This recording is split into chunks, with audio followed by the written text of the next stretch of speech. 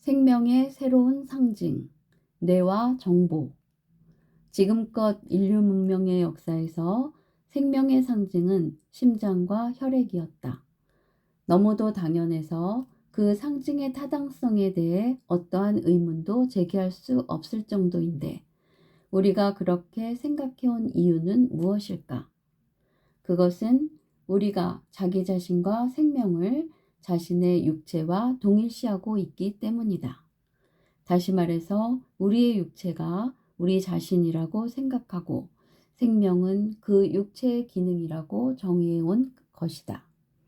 그런데 만약 우리 자기 인식이 에너지체와 정보체로까지 확대되면서 생명을 훨씬 더 통합적이고 근원적인 차원에서 이해하게 되고, 그러한 자각과 이해가 보편적인 상식이 되면 상황이 어떻게 달라질까? 어떤 새로운 일들이 생길까? 아마도 죽음이라는 말이 사라지거나 다르게 정의될 것이고, 죽음에 대한 우리의 태도의 근본적인 변화가 생길 것이다. 우리의 죽음이 훨씬 더 편안하고 여유로워질 것이다. 주체할 수 없는 슬픔에 넋을 잃어버리는 시간이 아니라 장엄한 생명의 순환을 지켜보고 삶을 통해 얻은 값진 정보들을 나누는 귀한 나눔의 시간이 될 것이다. 이것은 우리가 지금보다 훨씬 성숙하고 수준 높은 죽음의 문화를 갖게 되는 것을 의미한다. 우리가 생명과 죽음에 대한 깊은 이해에 도달하면 한 생명체의 가장 본질적인 생명활동이 사실상 종결된 상태에서 단지 육체의 기능을 유지시키기 위해 온갖 노력을 다하는 덧없는 일은 더 이상 하지 않게 될 것이다. 그것이 생명의 존엄성의 문제가 아니라 생명에 대한 이해와 정의의 문제임을 이해하게 될 것이다. 그리고 아마도 생명의 상징이 달라질 것이다.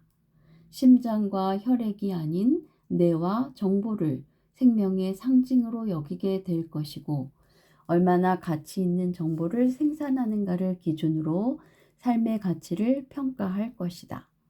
동시에 유전자 복제를 비롯하여 지금 논쟁하고 있는 수많은 문제들이 그 논쟁의 근거를 잃어버리게 될 것이다. 마치 부품 바꾸듯 자신의 몸을 바꾸는 것이 혹시 허용된다 하더라도 단지 육체적 생명을 연장하고 자신의 부와 권력을 놓기 싫어서 그러한 수단을 사용하는 것 자체가 생명에 대한 낮은 이해 수준을 의미하는 부끄러운 일이 될 것이기 때문이다. 그리고 육체를 중심으로 해서 구축된 지금의 전도된 가치 질서가 바로잡히면 시간과 에너지와 자연 환경 등 우리가 지구에서 사는 동안 사용하도록 허락받은 귀중한 창조의 자원들이 새로운 가치 체계에 맞게 훨씬 더 합리적으로 배분되고 보다 가치 있게 쓰이게 될 것이다. 지금 과학기술은 자기 닮은 생명체를 복제해낼 수준까지 와 있다. 다만 우리는 이러한 기술적 발전을 통해 무엇을 해야 할지 몰라 다소 어리둥절한 상태에 있다. 마치 엄청난 일을 저질러 놓고 그 일의 의미를 잘 몰라 어리둥절한 어린아이처럼 이제 이러한 기술적 발전에 걸맞는 영적 성장과 인식의 전환이 필요한 때다.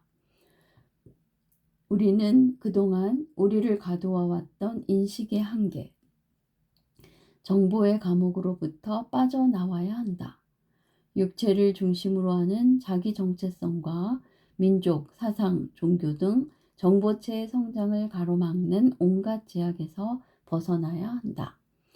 그리고 생명에 대한 통합적이고 근원적인 인식을 바탕으로 우리가 이 지구상에 어떤 삶의 모습을 만들고자 하는지, 그 목적을 위해 어떻게 서로를 도와야 할지에 대해 솔직한 대화를 시작해야 할 때다.